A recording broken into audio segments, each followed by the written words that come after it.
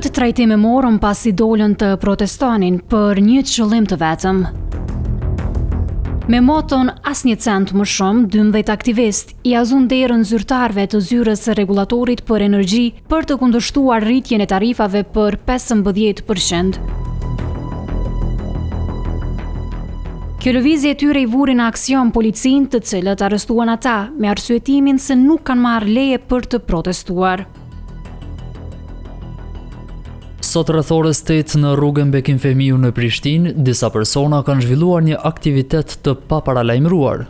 Të njëjtit kanë shpërfill urdhrat e zyrtarëve policor dhe kanë penguar disa zyrtarë tek hyrjen në zyrat e tyre. Duke u gjendur në rrethana të tilla, policia ka shoqëruar në stacionin policor 12 prej protestuesve dhe aktualisht të njëjtit janë duke u proceduar konform autorizimeve policore në koordinim me prokurorinë e shtetit.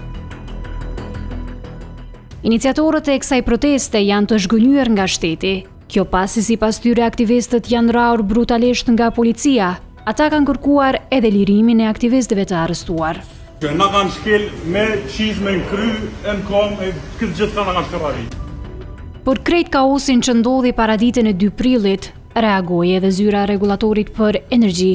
Ata kërkuan mirëkuptimin e qytetarëve që t'i bëjnë detyrat e tyre, pavarësisht pakënaqësive të konsumatorëve për tarifat e reja. ZRE në vazhdimsi angazhohet për një proces të hapur, të drejtë dhe transparent në shqyrtimin e çdo komenti nga qytetarët dhe palët e interesuara, duke siguruar që çdo vendim të merret në përputhje me legjislacionin e fuqi. Andaj, kërkojmë mirëkuptimin e qytetarëve për të mos penguar ushtrimin e detyrave të ZRE-s konform mandatit të saj.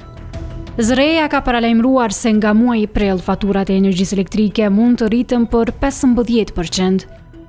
Këtë rritje të tarifave, ZRE-ja e ka justifikuar për shkak të uljes së prodhimit të energjisë, rritjes së konsumit dhe varësisë së madhe nga importet me çmime të larta.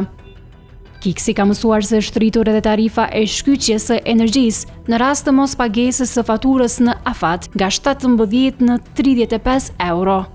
Për këtë Kiksi ka kërkuar konfirmim edhe nga KEC, por deri në momentin kur po transmetohet kronika nuk kemi marrë përgjigje.